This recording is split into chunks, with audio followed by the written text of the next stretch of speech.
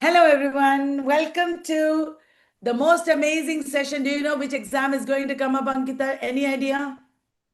Yes, is it Jharkhand eligibility test? It's happening after many How did you years. know? Absolutely. So, we are going to talk about the Jharkhand eligibility test. This is British Literature session one. Ankita, is it a very tough syllabus? What is the syllabus? So they follow the exact syllabus of NTA English Net. Exact copy paste. And their website, official website, also mentions that even their question patterns, the style of questions they ask, everything, syllabus, authors, everything is exactly like NTA Net. And even the purpose of this exam is to take admissions for PhD and to recruit assistant professors in various colleges and unis of Jharkhand. Excellent. So, even people who prepare for UGC NET can attend this session. It Yes. is the same thing. And all this question answer discussion that we do at on our webs on our channel in at night, it is going tremendously towards building the standards of our students, and it's going to be really good for all of them. Absolutely good. So choose the plays by Byron. Which of these plays are by Byron? Sardana Palace. Yes, it is by Byron. I know that is where Byron has mentioned. Byron has mentioned Goethe. Hellas, it is set in Greece. I think it is by Shelley. The Cenci, that is certainly by Shelley. That is about Beatrice Cenci getting her father killed. The two Foscari, I think it is by Byron. Cain, that is also by Byron. So what is the answer? I think the answer So is it, AED, ADE. Isn't it, Ankita? Do yes, you have to yes. add more to this? Okay, so just to remember when you are studying for exams like this, generally we talk about Byron's poetry. But when we approach these exams, you have to remember both the major and minor works of these major authors are very important, right? So, and also when we talk about their plays, what are the major themes or recurrent patterns that the plays of Byron ponder upon? That's also the areas which you should study very deeply when you approach such exams. Excellent. And also, I have something else to say. All these Oh, plays of Byron have Byronic heroes. And Byron is talking about evil. He is talking about the heretic in many of these plays. He's crossing the boundaries. Byron is of all the romantics, the one who dared to cross maximum the boundaries. And he is questioning the age old tradition of God and spirituality. And he's exploring the new, the novel, what lies beyond the human, what lies beyond the boundaries. That is what he is exploring. And in that way, Byron can be said to be very modern in his writing. Yes. yes. Yes. Ankita, your turn. And also, you had mentioned in one of your sessions how in Byron writing works as a mode of purgation. That's Mhm. also a very crucial component. Yes. Okay. On heroes, hero worship, and the heroic in history. It's a book by whom? And it was published by Fraser in 1841. So the timeline you can see 1841 is the Victorian period. So who could have written this work on the idea of hero worship? Is it Henry James, Thomas Carlyle, John Ruskin, or William Makepeace Thackeray? Who wrote this work? Here in this book, it is Thomas Carlyle who is talking about the history of humankind in the form of the history of some heroes. He is talking about hero as divinity, and that is Odin, hero as prophet is Muhammad, hero as man of letters, hero as poet. There are many categories that he is talking about. And it has also been criticized because he is trying to reduce human history to the biography of some heroes. Right. Now, how sharper than a serpent's tooth it is to have a thankless child. That is a line from everybody would know. What do you think, Ankita? Yes. So here a character is talking about his agony, his disappointment of having a child who is ungrateful, who doesn't really love his or her parent, right? And this idea is very prominent, obviously, in the great tragedy of King Lear, where King Lear is expressing his heartfelt agony at the thanklessness of his daughters. So it's a quote from King Lear. Again, we have seen how in recent times NTA is very determined to give lots of questions on quotes from plays, poems, novels. So please remember, keeping in mind all the major plays of Shakespeare, all the major novels and poems, please be very careful about the writing style and the major quotes from these works. Right. There is another famous quote from King Lear: ripeness is all. And there is a related quote: readiness is all. Readiness is all is from Hamlet. Ripeness is all is from King Lear. When Cordelia says nothing, nothing, my lord, I have nothing to say more than this, King Lear says, nothing can come out of nothing. Speak again. You know, Ankita, the best way to remember a quote is to read it aloud and act it aloud, act it out. Oh, and that storm scene, how King Lear, raves against the storm and against humanity. Blow winds and crack your cheeks. Rage, blow, you cataracts and hurricanes, he says. Yeah. Yeah, and there is a very famous line again. When we were born, we cried that we are come to this great stage of fools. I'm reading from the internet. I don't think I can quote all these things. I don't remember very much. But these lines I recognize. So please take, there are so many sites where quotations are given. Please read all that and revise it and read aloud like this, and you'll remember. Right. Which poem among the following was partly inspired by Gray's thoughts following the death of the poet Richard West in 1742? So, this is a poem inspired by Thomas Gray's thoughts. Thomas Gray's friend Richard West had died, and he wrote Ode on the death of Richard West. Which of these poems is based on Thomas Gray's thoughts? Ode on the death.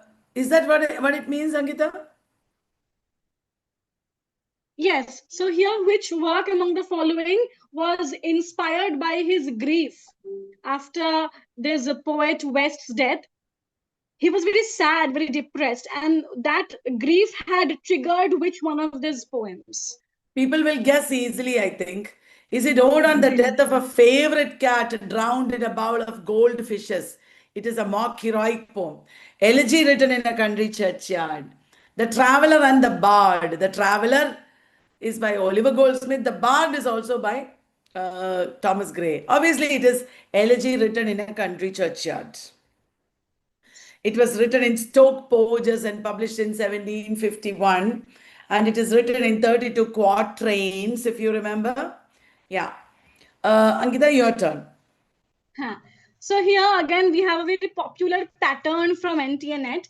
They will ask you lots of match the following questions. So it's a very common pattern that you can see.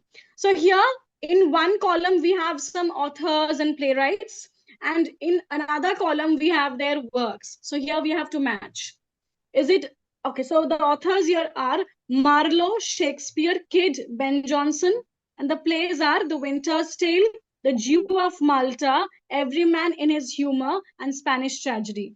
So here Marlowe wrote The Jew of Malta, Shakespeare wrote The Winter's Tale, Kidd wrote the revenge tragedy called The Spanish Tragedy, and Ben Jonson wrote Every Man in His Humor. So here it will be A2, B2, C4, D1. So this one will be correct, I think. Yes. A2. Yes. Yes. A2, Christopher Marlowe, Jew of Malta. B1, William Shakespeare, Winters. Thomas Kidd, Spanish Tragedy. And D3, Every Man in His Humor. Okay, Ankita. based on this. Okay. In which of these plays do you have Barabbas and Ithamore, two characters? Yes, we have them in the Jew of Malta. Right. In which of these plays do you have a discussion in the prologue of the humors? Every Man in His Humor by Ben Jonson. Yes. In which of these plays is a man going mad at first and then later pretending to be mad?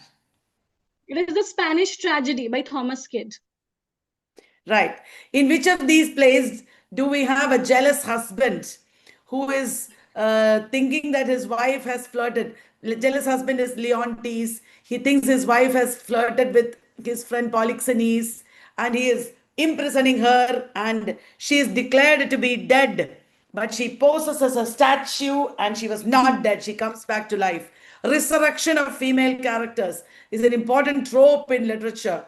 And, even later feminism has used it. So where is this trope used, in which play?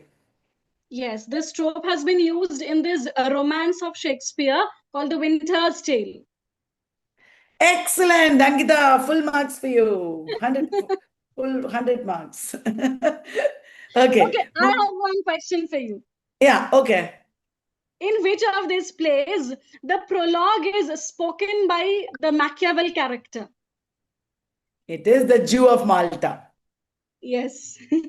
In the Jew of Malta, the prologue is spoken by a character called Machiavel. And Barabbas in the Jew of Malta is supposed to be the first Machiavellian villain. Yes. Which of the following poets are called graveyard poets? Is it W.B. Yeats? No. He is not a graveyard poet. Thomas Parnell. Thomas Parnell wrote Night Peas on Death. Yeah, he's a graveyard poet. Edward Young. Is he a graveyard poet? Yes, he wrote Complaints or Night Thoughts on Life, Death and Immortality. T.S. Eliot? Nay, kabhi nahi. Robert Blair wrote the poem Grave. So what is the answer, Ankita? So here the correct answer would be B, C, E. Parnell, Young and Blair. Excellent. Graveyard poets. We also have Thomas Gray, another graveyard poet. Then we have William Cullen Bryant, who wrote Thanatopsis, but he's an American. Right. Ankita, over to you.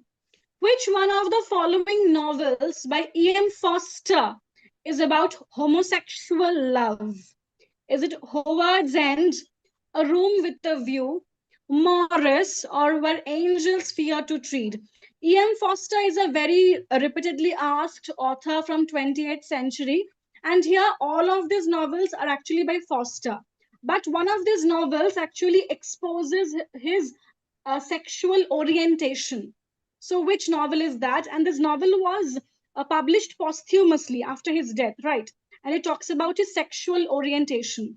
So it is the novel Morris. Morris is the novel, which talks about his identity as a gay man. Yeah. Yes, it's a posthumously published novel, as Ankita pointed out. Okay, next. The poem Franz an Ode. Ankita, did you know that is a PYQ from NET? Yes. Franz an Ode. Yeah. Who is the author? Is it William Wordsworth, S.T. Coleridge, William Blake, or Robert Southey? I think it is William Blake. No, it is S.T. Coleridge. It is S.T. Coleridge, who wrote Franz an Ode. Who wrote London? It is William Blake by has Blake. written a London. And William even Samuel Johnson wrote. Yeah, London. Samuel Johnson also wrote. William Blake wrote London. Then William Wordsworth wrote London 1802. Samuel Johnson also wrote. Very good. Or a creative writing and thinking workshop. I'm sure everybody has already joined it because it's an amazing workshop. And even after the workshop, people are going to buy this course, Ankita, because it is only 500 rupees and you get really a lot of exposure and you are going to be able to understand where you stand in this AI age. And Dr. Rashidit Datta is so brilliant. Every lecture that he gives, every workshop that he does is super amazing. People are loving this course. I'm sure everybody has joined already. If you haven't, you are losing out because this is a best investment for 500 rupees. Just the cost of two biryanis, and you're getting a great exposure into the world of creative thinking and writing. Over to you, Ankita. Evelina, or the history of a young lady's entrance into the world. It's a novel by Dash and first published in 1778. So we can see it's a novel of the 18th century. So who wrote this novel? Is it by Jane Austen, Sarah Fielding, Charlotte Lennox, or Fanny Burney? All of them are very famous, very important women novelists. But who wrote Evelina? It is by none other than Fanny Burney or Frances Burney, a major woman novelist of the 18th century. She also wrote novels like Cecilia, the novel from where Jane Austen borrowed the title of a novel, Pride and Prejudice. So Fanny Burney is the correct answer. Very good. Fanny Burney. Then, a little learning is a dangerous thing. This is a famous maxim from Alexander Pope's poem. Which poem is it? A little learning is a dangerous thing. Is it The Dunciad, an essay on criticism, The Rape of the Lock, or Windsor Forest? A little learning is a dangerous thing. It's about learning, guys. Learning. So it's not Windsor Forest. Learning, not Rape of the Lock. Maybe essay on criticism. Let us lock essay on criticism. Shall we, Ankita? And that is the Yes, we have. answer. I'm a person who thinks very simple. Even though I don't know anything, I will look for clues in the answer and I will mark and it becomes right. Don't overthink. Just trust your common sense, I think. But of course, I knew this one because this is there in our encyclopedia. Guys, did you know we have an encyclopedia of criticism? And people are writing to me continuously saying it is the best ever. This is also a great investment. Encyclopedia of Criticism from Vallath. It is such a big book with lots and lots and lots of information. You will never need another book on criticism. We have 8 encyclopedias now. 8. Did you know that? 8. And postcolonial criticism, literary theory, everything will come. So you can start stocking, and that will become your amazing library. Just 8 books, and it is an amazing library. Okay. Ankita, over to you. Huh.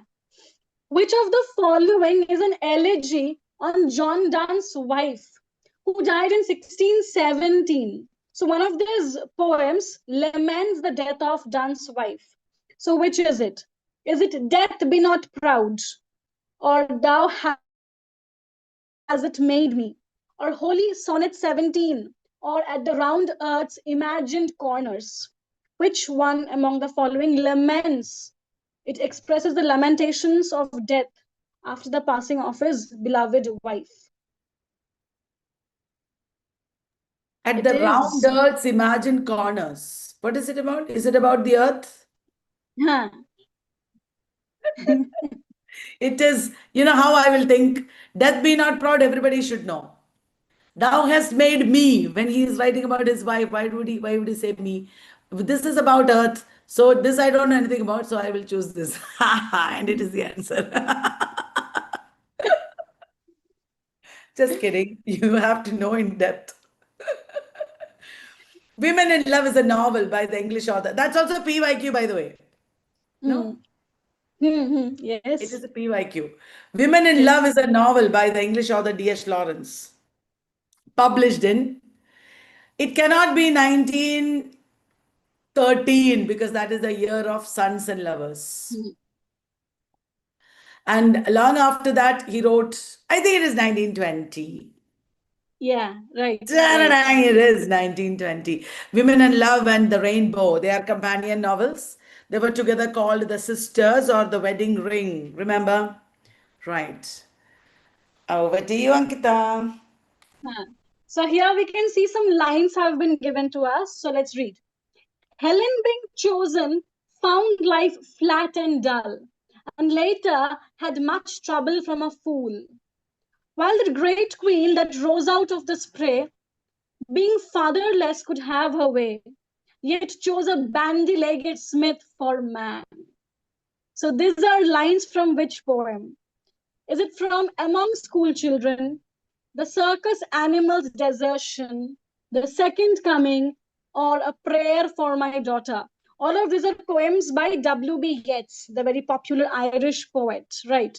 So these lines are from the poem A Prayer for My Daughter. That's a very popular poem, repeatedly asked, and its quotes or its lines are very, very important. So option D is correct. A prayer for my daughter, where we actually get to W.B. Yeats's emotions getting expressed as a father to a newborn daughter, and how he really prays that that his daughter may never get to face the difficulties and cruelties of this world, and may she get married to a very wonderful household. So option D is the correct answer. A prayer for my daughter.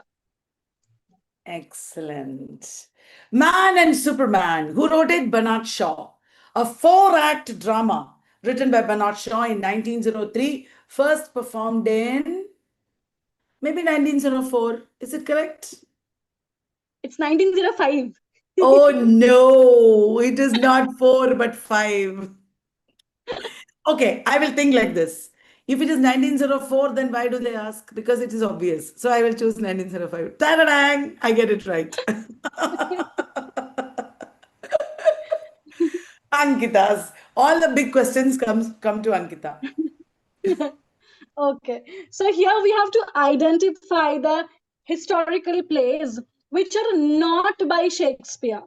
Shakespeare wrote historical plays, but here you have to choose which are not by Shakespeare. Is it Henry the Third, Richard the Third, Richard the Second, Henry the Fifth, or Richard the Fifth? Which among these are not by Shakespeare? It's a bit tricky question. So is it AC, CE, DB, or AE? Which are not by Shakespeare? It would be A and E. There is Henry no the Henry the Third. Third. Uh, There is no Richard the Fifth. mhm. Ankita, this is Yes. also PYQ. Yes, this is also PYQ. Wow, so much. That was a very creative session. And we are at Vallath having a creative writing workshop, creative thinking and writing for only 500 rupees, 4 days of intense interactions with Dr. Rasajit Datta. He is from Symbiosis University, Pune, and it will be a great, great, great experience. Okay, so thank you very much. Bye bye. Have a wonderful evening.